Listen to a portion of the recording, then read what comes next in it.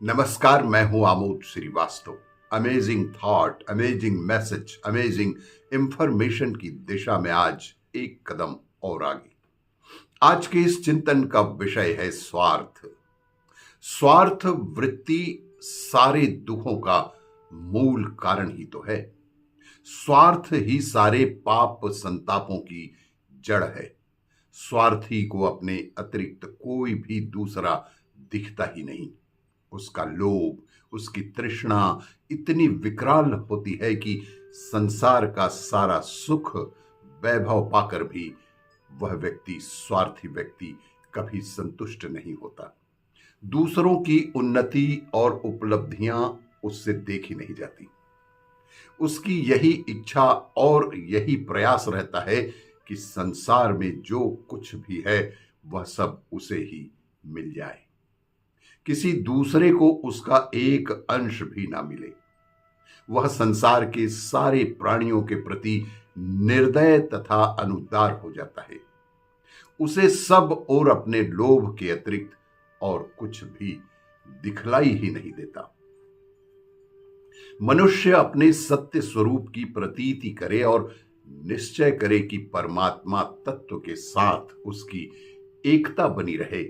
वही परमात्मा तत्व जिस प्रकार हमारे भीतर से होकर बह रही है, उसी प्रकार प्रत्येक प्राणी के अंतर में प्रवाहित है। उस अनंत चैतन्य से ओत प्रोत सारे चेतन सजातीय हैं। उनके मूल रूप में कोई भेद ही नहीं है। ऐसा निश्चय हो जाने पर उसका अन्य भेद भी लगभग मिट सा जाता है। सबके प्रति बंधुत्व अनुभव होने लगेगा और तब वह दूसरों के लिए अपने स्वार्थ का त्याग करने में ही सुख मानने लगेगा और उसकी सेवा करना अपना कर्तव्य भी समझने लगेगा। दूसरों का सुख दुख उसका अपना बन जाएगा।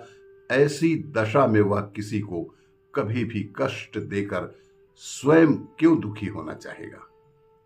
स्वार्थ का नाम दूर होते ही उसके जीवन से सूनापन, नीरसता, संकीर्णता आदि कष्टप्रद अनुभव चले ही जाएंगे और वह अपनी आत्मा में सरसता, व्यापकता तथा एक अनिर्वचनीय आनंद की अनुभूति पाने लगेगा।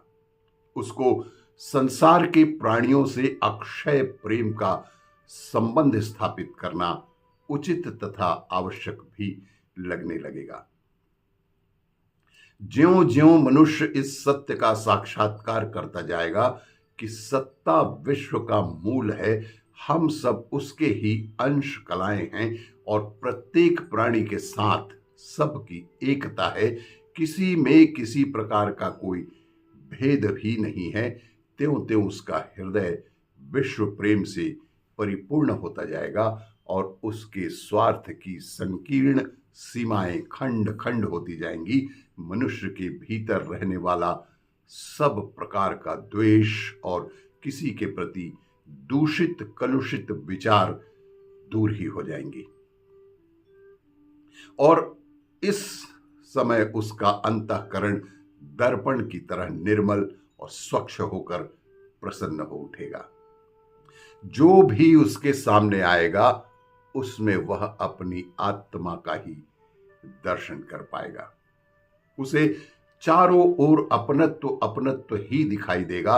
ऐसी शुभ स्थिति में फिर कष्ट, क्लेशों अथवा शोक संतापों को कोई भी जगह, कोई भी अवसर कैसे मिल पाएगा। इसीलिए जीवन में सदैव ही स्वार्थ से बचे और सब के विषय में अच्छा ही सोचने का प्रयास करें। सकारात्मक सोच के साथ स्वार्थ विहीन जिंदगी में ही जीवन का सारा सार छुपा हुआ है। आपको ये मेरा वीडियो अच्छा लगे तो लाइक करें, शेयर करें और सब्सक्राइब अवश्य करें। धन्यवाद।